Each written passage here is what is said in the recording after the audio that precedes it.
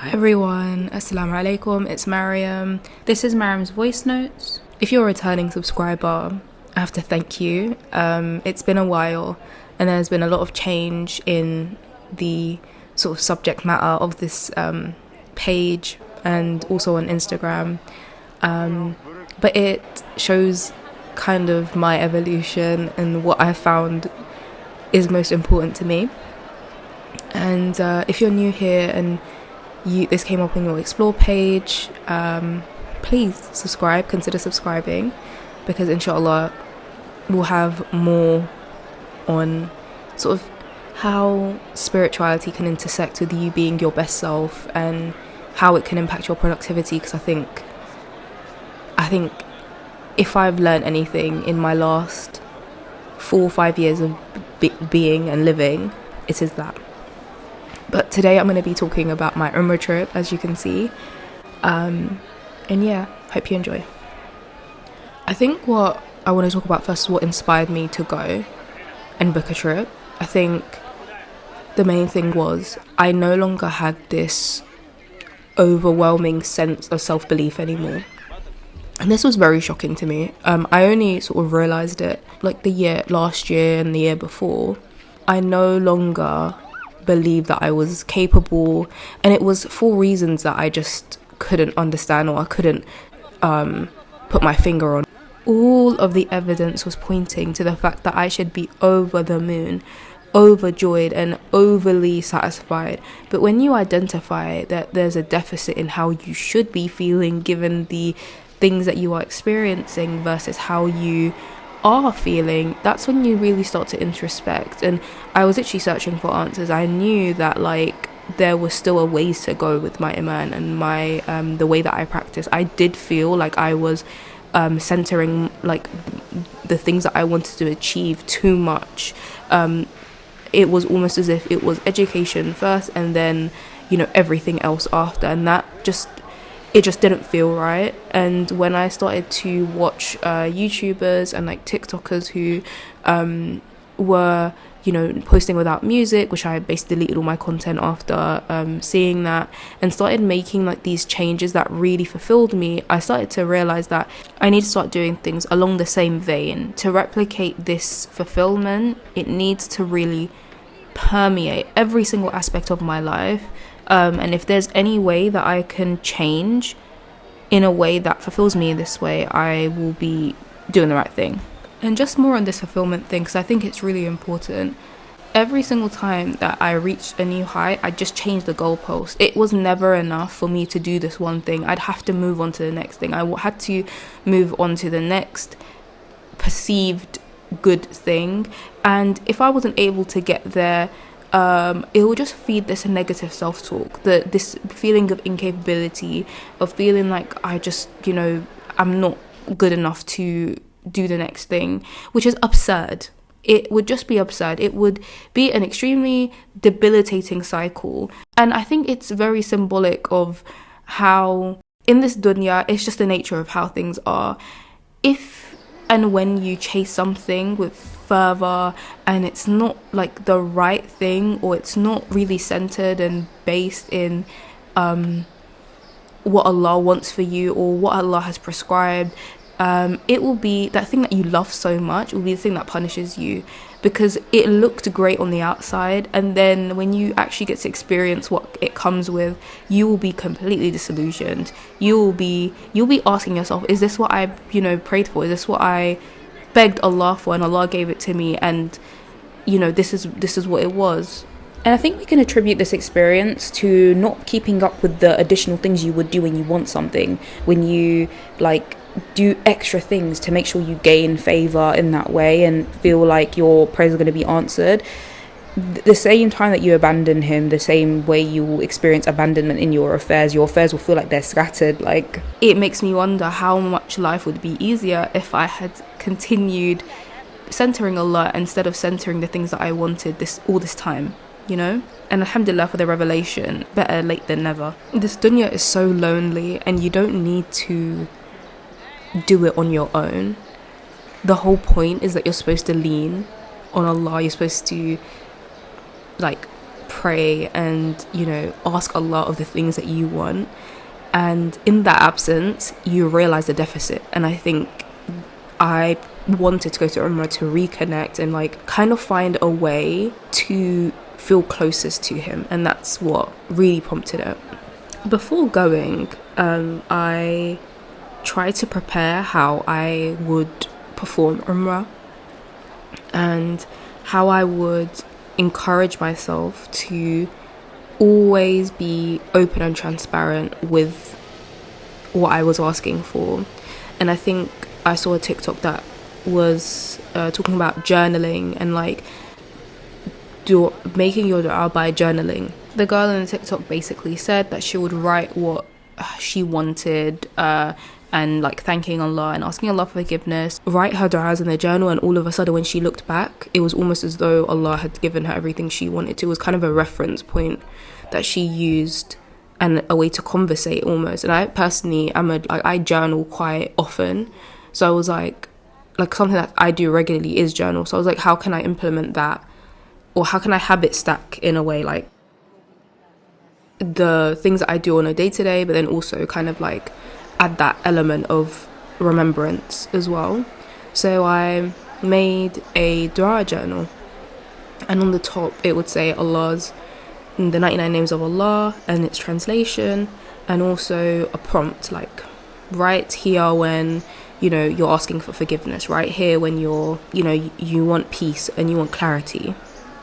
And so when I was sitting in the haram, I would just take that with me and then write and be referencing Allah by his name in order to sort of make a connection, and that's what Allah is. Because at the end of the day, Allah is he is the God that you believe him to be, right?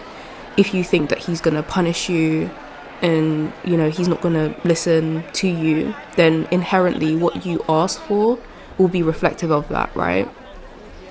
So kind of remembering that he's all forgiving, remembering that he's benevolent, will reframe the way you ask. So that was a big thing that helped me keep my remembrance of him in the way that I would like to remember him. We did a lot of going to historical places that the Prophet was, the Ashaba were, and it was so beautiful. Like the terrain, the mosques, the architecture, and like it's like you're there and you can't even believe it exists, and you can't even like the feelings that you're overwhelmed with and overcome with.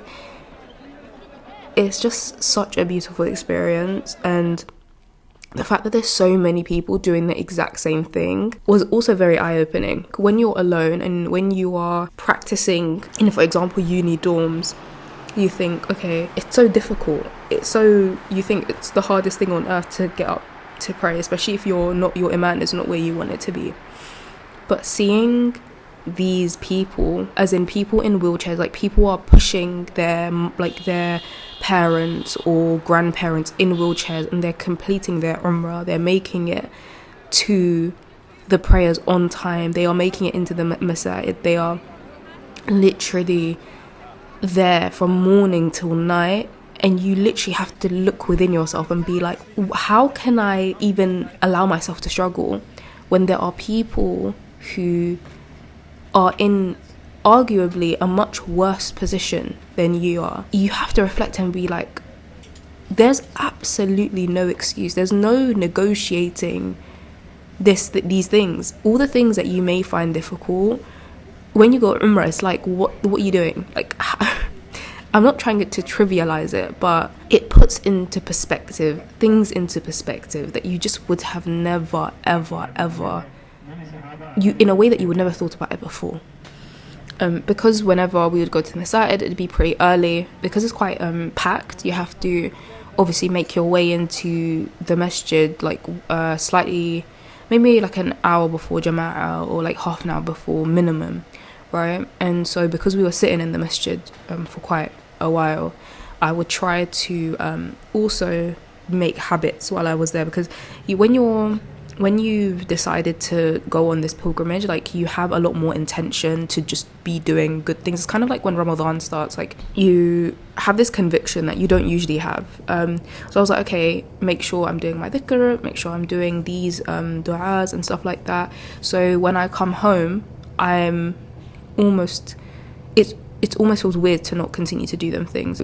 If you do decide to go Umrah, make sure you take the opportunity to really think about how you want life to be when you return to your home country. Like, what do you want in your life to change, and how do you want to change yourself? How do you want yourself and your habits to change on a regular, and how can you use the conviction that you have and the heightened iman that you have when you're there in order to, like, leverage that and basically bring it back with you. So is it waking up for Fajr in the morning? Do you find it really easy to wake up for Fajr in the morning when you're on Umrah? Remember the things that you were doing that made it so easy for you. And given the fact that, completing Umrah is very physically stressful, put into perspective what you're capable of doing when you're in Umrah, and hold yourself to a higher standard when you come back. Like, think to yourself, if I was able to do 7 tawafs, like, go through Safa and Marwa, the walk to Safa and Marwa is long, and you have to do it like 7 times as well.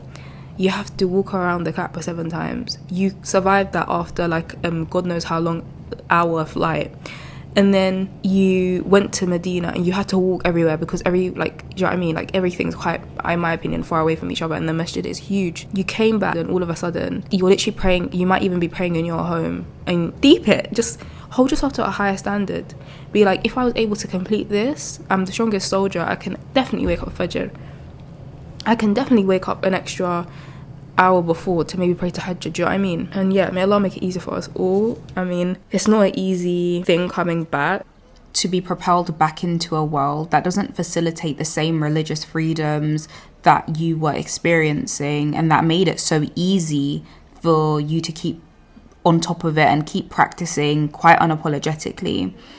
I think the main distinction that we experience in coming back to presumably a Western world, depending on where you're from, is that we are 100% responsible for our actions, and we're not just passively engaging with things that are happening around us. The fact that everyone leaves their shops to pray, it directly influences what you're going to be doing, because there's nothing else to do but pray when you're in Saudi. But we have to start, scheduling things around prayer times in order to get that same value, in order to be able to pursue things as we want as Muslims. So that's the main distinction, and it does make it very hard, I won't lie.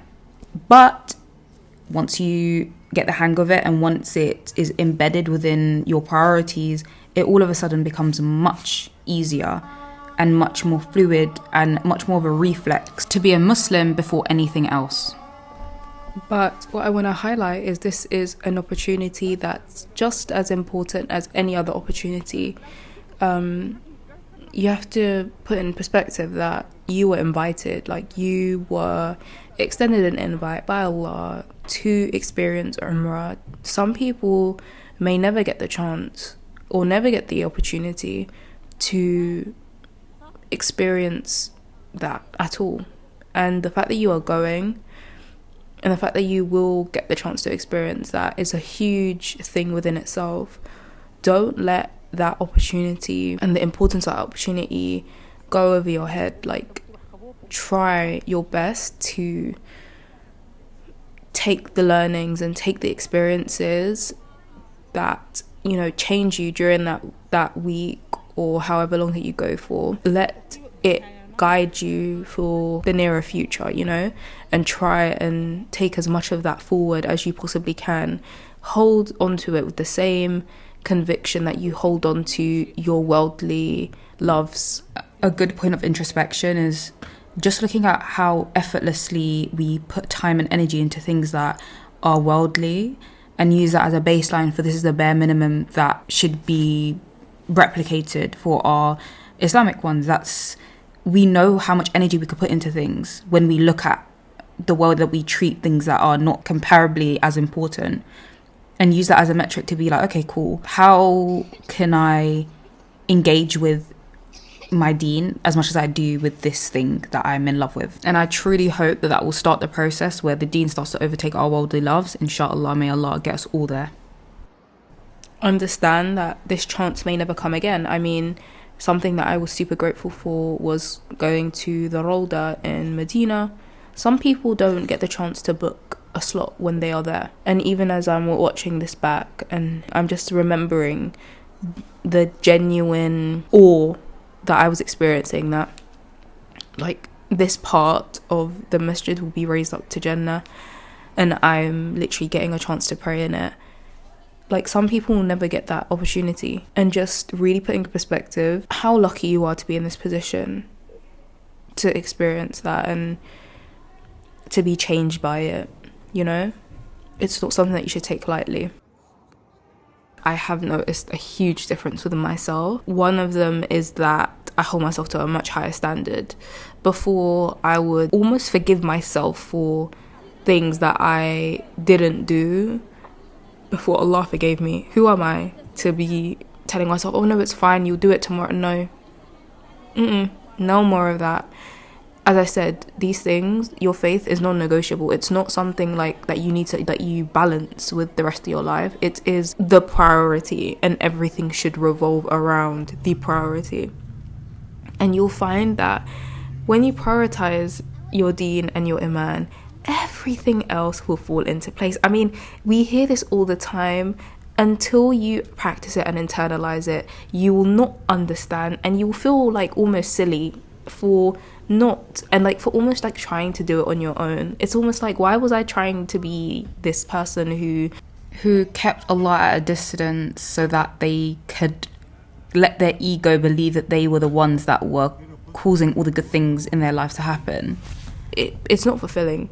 And I think realizing where my fulfillment comes from it's been very, very, freeing in a sense. And as a result, I'm just not as stressed out anymore. I'm not as like hard on myself anymore. And the things, I'm still outputting the same outcomes, basically. I'm still able to do the same things, but with so much more of a lighter heart and so much less of a weight on my shoulders. Because when you leave things to your Lord, like someone who is all-seeing, all-knowing, there's nothing that you're not going to be accounted for. There's nothing that's going to be left out by him. If you have dua that's able to change your destiny, change your fate. If it's not in your destiny to get the grade that you want, well, you'd work hard and you make dua that you reap the fruits of your labor. And ultimately, recognizing that sometimes what you want is not what's best for you is freeing in itself as well, because sometimes what you want will not get you where you need to be in the akhirah. So kind of accepting that and just leaving it to him have really changed how I am, period. Like, just my whole disposition has changed, basically. Just way more calm, alhamdulillah. Like, just very, baseline is very low, like just way less volatile. I think things don't affect me the way they used to, alhamdulillah. Also, decoupling yourself from the outcomes of your life as well, believing that you're not at fault for everything and you can't control every variable is really freeing as well. Like, suddenly nothing starts and ends with you. It starts and ends with Allah. If Allah intended something to happen to you, something good to happen to you, something bad to happen to you, that's just it. It is what it is, you move past it. Like, you no longer hold and internalize things to be a reflection of who you are as a person, and use it to define you and paint you as something that you're not. And this isn't to say like stop applying yourself, stop expecting outcomes on your own, but recognize that your efforts coupled with Allah's will and Allah's plan for you is what determines your fate. Sometimes you go the extra mile and something is just not for you. When we see that as like a personal reflection of ourselves, like, and I think something that contradicts what we believe about ourselves, we grieve the the fact that we had a misconception. We grieve that we misunderstood ourselves, and it is a long, drawn out process.